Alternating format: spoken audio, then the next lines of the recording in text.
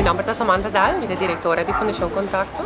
Fundação Contacto da Brida cuida formação e treino laboral. Nós temos 95 clientes, nós também de luna para viernes, então nossa guia é parte de tá eigenlijk mais independente possível. Nós trabalhamos em diferentes departamentos. Nós temos wasserette, nós temos cozinha, departamento de cura e também grupo de taller, que nós trabalhamos com palo. Anto nós curva de não de nos metata em ieder geval para pôr na também em campo laboral para fora de Fundação Contacto. Para o projeto aqui de Jabiara voluntário não me ser participar que atividade com nós também brindar cliente não, por exemplo, a sua de mesa, também parte comida, entretener cliente não, nós vai ter também atividade de deporte, também nós vai ter chance para andar em piscina, porque nós também no aqua hort, que é um bonito weekend house, pois se que é grande o suficiente e tem suficiente trabalho que voluntário não seguro para aportar com ele.